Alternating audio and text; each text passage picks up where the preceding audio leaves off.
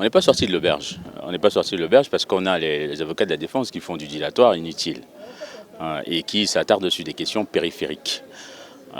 Nous avons d'ailleurs la question, enfin, une solution, un début de solution a été proposé. C'est qu'il fallait se retrouver avec les membres du tribunal, comme ça se fait partout, fixer les modalités préparatoires de cette audience. Ça permettrait d'élaguer pas mal de questions et d'aller au fond, au final. Parce que là, tout ce qu'on fait, c'est purement et simplement que du dilatoire. Aujourd'hui, on a essayé d'harmoniser en ce qui concerne la liste des témoins.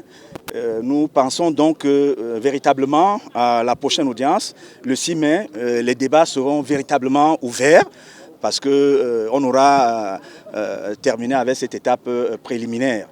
Aujourd'hui d'ailleurs, d'autres avocats avaient des exceptions qu'ils voulaient soulever, mais je pense qu'on attend qu'à cette audience, les accusés soient notifiés de ce pourquoi ils sont renvoyés devant les juridictions et à ce moment-là, que ceux qui vont déclarer plaider coupable ou alors non coupable, que nous puissions donc avancer. Donc je pense que la balle est au centre et on risque de donner le coup d'envoi le 6 mai. La consultation du dossier, ça vous satisfait aussi? Écoutez, nous avons sollicité qu'on nous communique le dossier. Malheureusement, il se trouve que l'interprétation du tribunal a penché pour simplement la consultation et non la communication. Mais nous avons posé quand même un problème pratique parce qu'il y a une trentaine d'avocats. Si chaque avocat doit venir consulter, le volume de ce dossier, il est énorme. Il y a un problème pratique. Donc, nous avons convenu avec le tribunal d'une rencontre le 29 avril pour essayer de voir comment nous allons gérer cette consultation du dossier. Je ne suis pas satisfait du tout. Je ne suis pas satisfait parce que, en tant qu'avocat, on ne peut que travailler en ayant le dossier avec soi. Là encore, on nous dit finalement, on va venir consulter en présence du greffier dans une salle. On ne sait pas combien on sera dedans, on ne sait même pas si ce sera climatisé comme la salle d'audience. Je ne peux pas être satisfait parce que l'un des préalables de respect du contradictoire, c'est la communication du dossier aux parties. Sur cet aspect, je ne suis pas satisfait. Par contre, il y a une satisfaction de dire que nous avons sollicité que l'État soit cité comme civilement responsable. Le tribunal a pris acte et va le faire. Il y a une autre satisfaction qui est, on nous disait, pareil dans ce dilatoire, ce n'est pas Martinez, c'est Martinez-Zogo, c'est Martinez-Bani. Ça, la question a été réglée. Le tribunal a estimé qu'il y a une identité de personnes entre Martinez-Zogo et Arsène Zogo-Bani. Voilà les satisfactions qu'on peut avoir aujourd'hui. Je pense quand même qu'en tant que partie civile, on peut déjà commencer à avoir un espoir sur cet aspect-là.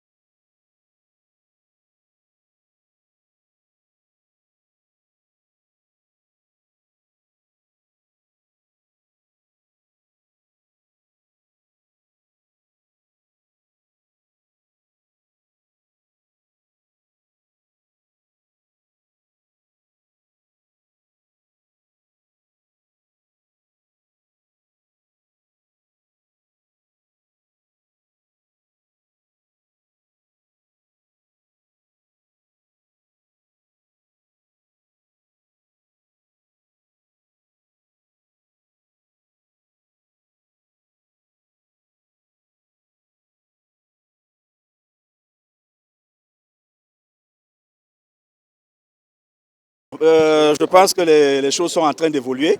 Nous voulions déjà savoir en quelle qualité l'État va entrer dans ce dossier. Parce que depuis le début de cette affaire, l'État n'était pas parti au dossier. Et lorsque nous avons eu donc un conseil arrivé disant qu'il venait pour le compte de la DGRE, j'ai sollicité que cette constitution comme partie civile ne soit pas recevable.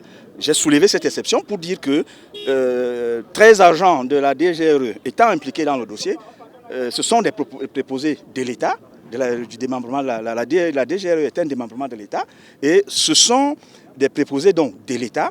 Et à ce moment-là, l'État peut être cité comme civilement responsable. Et heureusement pour nous déjà, pour certains de ces accusés qui sont de la DGRE, le tribunal a accédé à nos demandes, contrairement à l'avis du commissaire du gouvernement. Donc on a demandé que l'État soit cité comme civilement responsable.